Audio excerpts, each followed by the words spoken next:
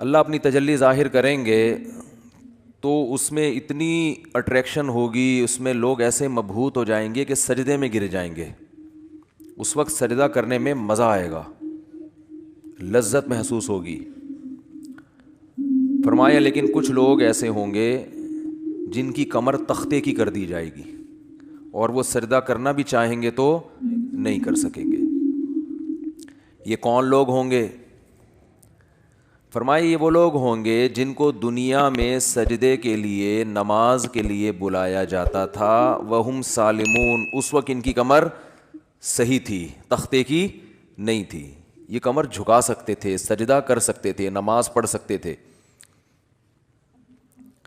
اس سے اندازہ ہوتا ہے کہ اللہ کی نظر میں دنیا میں جب ہمیں سجدے کے لیے بلایا جاتا ہے تو ہم اس کو ہلکا لیتے ہیں، لیکن اللہ کی نظر میں اس کی بہت بڑی قیمت ہے، بہت ویلیو ہے اللہ کی نظر میں اس کی.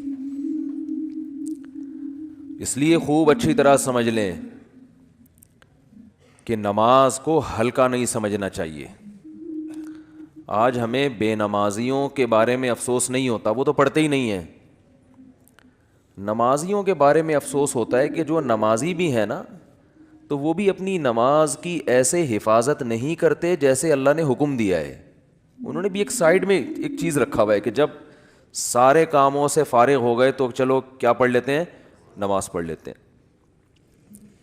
اللہ نے فرمایا جب ان کو دنیا میں سجدے کے لیے بلایا جاتا تھا تو یہ نہیں آتے تھے. تو جو اللہ جب بلاتے ہیں اس بلانے کو کیا کہا جاتا ہے؟ اذان. اذان بڑی زبردست چیز ہے. مجھے تو حقیقت بتاؤں، جو میرے جیسا نالائق جو نماز کی ٹوٹی پھوٹی اہمیت اللہ نے ہمارے دل میں پیدا کی نا، وہ اذان کی وجہ سے، کہ اللہ کو نماز سے اتنی محبت ہے، اتنی محبت ہے، اتنی محبت ہے کہ ہر دفعہ پوری تقریر مؤذن سے کہلوائی جاتی ہے. اللہ کا جو اپنا آرڈر ہے نا، جو اللہ کے اپنے کلام میں آرڈر ہے، وہ ایک ہی ہے جہاں تک مجھے یاد پڑتا ہے. لیکن نماز ایک تو قرآن میں جگہ جگہ بھر دی اللہ نے نماز کو. جہاں ایمان والوں کی صفات نماز پڑھتے ہیں. قرآن شروع کہاں سے ہو رہا ہے؟ الذین یقیمون الصلاۃ ومما رزقناہم ينفقون. ایمان والوں کا عقیدہ صحیح ہوتا ہے اور عمل میں کیا؟ نماز قائم کرتے ہیں. جہاں عمل کی بات آئے گی نا، نماز. جہاں جنتیوں کی صفات آئیں گی، نماز اور زکوٰۃ. زکوٰۃ بھی ہے ساتھ ساتھ، وہ کیوں ہے پھر کسی اور موقع پر بیان کروں گا انشاءاللہ. سب سے پہلے نماز پھر زکوٰۃ، سب سے پہلے نماز پھر اللہ کی راہ میں خرچ. یعنی زکوٰۃ یا اللہ کی راہ میں خرچ مختلف عنوانات سے، کہ نماز بھی پڑھتے ہیں اور خرچ بھی کرتے ہیں، دونوں کام چلتے رہتے ہیں ان کے.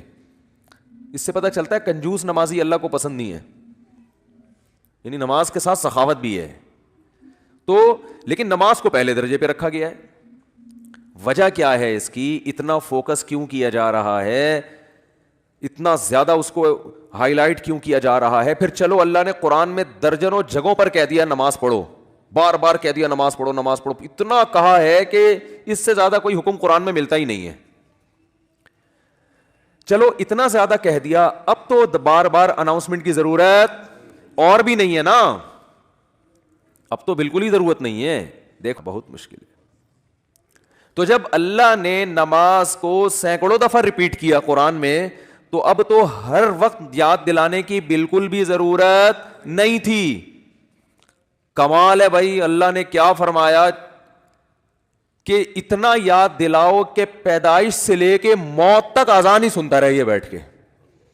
پیدا ہوا تو کان میں اذان دلوائی اس کے، پیدا ہوا تو کان میں اذان، نماز کی طرف دعوت. حالانکہ سمجھتا نہیں ہے بچہ، ایک حرف بھی سمجھ میں نہیں آتا اس کے اذان. بچہ تو نہ سمجھ ہوتا ہے، اس کو کیا پتا چلتا ہے میرے کان میں کیا ہو رہا ہے. لیکن جب بڑا ہوتا ہے نا تو اس کو جب یاد دلایا جاتا ہے کہ تیرے کان میں بھی اذان دی گئی تھی، دوسروں کو دیکھتا ہے تو اس کو پتا چلتا ہے کہ اللہ نے ابھی سے یاد دلا دیا ہے. تو پیدا ہوا ہے تجھے بتایا کہ نماز نہیں چھوڑنی، تو نے نماز نہیں چھوڑنی ہے تو نے. پھر فجر کے وقت الگ بلایا جا رہا ہے، جب ظہر کا ٹائم آتا ہے الگ. اچھا اللہ نے نماز کا بھی ذکر کیا اور ٹائمنگ بھی قرآن میں بتا دی. اقیم الصلاۃ لدلوک الشمس الی غسق اللیل. نماز کو قائم کرو سورج کے ڈھلکنے کے اوقات میں اور رات کے اندھیروں میں بھی. اس میں پانچوں نمازیں آ گئیں. سورج میں جب کوئی بڑی تبدیلی ہوتی ہے نا تو اس کو ڈھلکنا کہتے ہیں. اس کے ڈھلکنے سے تم نے کیا کرنا ہے؟ اس موقع پر نماز قائم کرنا ہے, اپنے رب کو یاد کرنا ہے, میرا رب مجھے رات کے اندھیروں سے نکال کے دوبارہ. کتنی بڑی خدا کی قسم, یہ سورج کا طلوع ہونا اتنی بڑی نشانی ہے اللہ کے وجود کی. کرتے کرتے ابھی سورج امریکہ والوں کو نواز رہا ہے. اس وقت یہاں رات ہو رہی ہے نا, امریکہ میں دن ہے. سورج وہاں جا کے گوروں کو وٹامن ڈی دے رہا ہے, ان کی فصلوں میں جان پیدا کر رہا ہے. ہمارا نمبر ابھی ہم تکے کی وہ والی سائڈ ہے جو انگارے کے دوسری طرف گئے ہوئے ہم لوگ. بھئی یہاں سے تو زمین پک گئی ہے, اب اس کو تھوڑا سا اندھیرے میں رکھو, اس کو پکانے کی ضرورت نہیں ہے. اب میرے اس طرح پکانے کی باتیں کرنے سے ایتھیس کو تپانے کا کام ہو رہا ہے. حقیقت ہے نا, جب سورج پکا رہا ہے اور ایتھیس ہمیں تپا رہا ہے, خود بھی تپ رہا ہے الٹی باتیں کر کے. تو یہ بھائی کیسا خوبصورت نظام ہے یار. سورج کا جو طلوع ہے نا خدا کی قسم یہ اللہ کی بہت بڑی نشانی ہے. لاکھوں کروڑوں سال ہو گئے سورج کی حرکت میں کوئی تبدیلی نہیں ہو رہی. کتنا بڑا آگ کا ایندھن ہے, آگ کا ایندھن زمین سے لاکھوں گنا بڑا. اتنی آگ اتنا ایندھن کہاں سے آ گیا؟ اسٹیل مل میں جو ایندھن جس سے لوہا پگھلایا جاتا ہے یہ آٹومیٹکلی پیدا ہو گیا, یہ اس کو پیدا کیا گیا ہے, یہ تو ڈالا جاتا ہے نا اس میں بھٹیوں کو جلانے کے لیے. سورج میں کہاں سے آ گیا؟ اتنی آگ برسا رہا ہے, اور ایسی لائٹ ہے اس کی کہ آپ جب سورج کی روشنی ہوتی ہے آپ کے ہزار وولٹ کے بلب فیل ہو جاتے ہیں, اس کو پتہ ہی نہیں چل رہا ہوتا کہ جل رہے ہیں کہ بجھ رہے ہیں. تو کیا تن تناتا ہوا شان کے ساتھ مشرق سے نکلتا ہے. تو اللہ نے کہا ابھی نکلنے سے پہلے پوری دنیا کا نظام چونکہ چینج ہو رہا ہے, اندھیروں سے ڈوب کے تم روشنیوں کی طرف آ رہے ہو, تو جو ملحد ہوگا, جو خدا کا انکار کرنے والا ہے, اسے اس سے کوئی غرض نہیں ہے کہ اللہ نے مجھے دوبارہ زندگی دی, دوبارہ سورج میری خدمت کے لیے طلوع ہو رہا ہے اور اس زمین کا نظام دوبارہ سے کیا ہو رہا ہے؟ چینج ہو رہا ہے. وہ تو پڑا وقت خواب خرگوش کے مزے لیتا رہے گا, کافر خدا کو یاد نہیں کرے گا. اور جو خدا کو مانتے ہیں, جو مشرک ہیں, وہ مندروں میں جا کے بتوں کے سامنے جھکیں گے, حالانکہ وہ تو خود پیدا کیے ہوئے ہیں ان بتوں کو اللہ نے. تبھی قرآن کہہ رہا ہے لا تسجدوا للشمس ولا للقمر, سورج اور چاند کی خدمت کو دیکھ کے ان کو سجدہ مت کرو. واسجدوا للہ الذی خلقہن, سجدے کے لائق وہ خدا ہے جس نے سورج اور چاند کو بنایا ہے. ہندو کہتا ہے گائے ہماری بڑی خدمت کرتی ہے, گائے ہماری ماں ہے, ہمارا بھگوان ہے. او بھائی جس خدا نے گائے کو تمہاری خدمت کے لیے بنایا ہے وہ ہے تمہارا اصل بھگوان, وہ ہے تمہارا اصل معبود. یہ گائے بنی نہیں ہے, بنائی گئی ہے. تو خدا کہہ رہا ہے کہ نہ ملحدوں کی طرح خدا کا انکار کرو کہ یہ خود بخود ہو رہا ہے, اور نہ مشرکین کی طرح اصل خدا کو چھوڑ کر بنی ہوئی چیزوں کو پوجنا شروع کر دو. اسلام کتنا بیلنس کرتا ہے, کیسی اعتدال والی بات کرتا ہے. لا تسجدوا للشمس ولا للقمر, سورج اور چاند کو سجدہ مت کرو ان کی خدمت کو دیکھ کے. واسجدوا للہ الذی خلقہن, اس ذات کو سجدہ کرو جس نے ان کو بنایا. یہاں بھی سجدے کا ذکر ہے, نماز میں ہوتا ہے سجدہ. تو اللہ نے کیا فرمایا؟ اقیم الصلاۃ لدلوک الشمس, سورج کے ڈھلکنے. یہ سورج سے نا زمین کا بڑا سسٹم ہے, سورج کو بڑا قرآن نے پروٹوکول دیا ہے. قرآن نے اپنی نشانیوں میں اگر میں یہ کہوں کہ جتنا سورج کو پروٹوکول دیا ہے شاید کسی اور نعمت کو نہیں دیا, تو شاید میری یہ دعویٰ غلط نہیں ہوگا. تبھی تو سورج سے نمازوں کے اوقات رکھے گئے ہیں. روزہ بھی سورج دیکھ کے ہوتا ہے, سورج غروب ہوگا تو روزہ افطار ہوگا, سورج طلوع ہونے سے پہلے روزہ بند ہوگا, نمازیں سورج کے اوقات پر.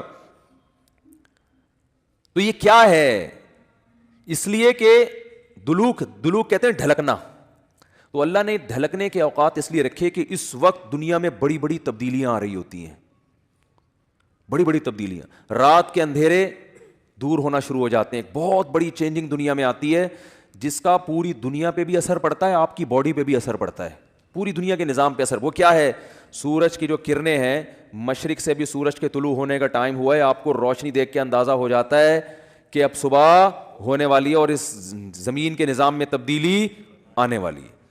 تو عقل مند لوگ کیا کرتے ہیں؟ اللہ نے فرمایا اس موقع پر تم نے کس کو یاد کرنا ہے؟ اللہ کو یاد کرنا ہے. کس طرح؟ جس طرح اللہ کہتا ہے میں بتاؤں گا اس طرح یاد کرنا ہے. کیونکہ اگر اللہ نہ بتاتا کس طرح یاد کرنا ہے, پھر ہم عبادت کے وہ طریقے نکال لیتے جو غیر مسلموں نے نکالے ہوئے ہیں, عجیب عجیب سے. جب انسان کو پتہ نہیں ہوتا نا کیسے عبادت کرنی ہے, تو لوگوں کی رائے پہ چھوڑ دیا جاتا.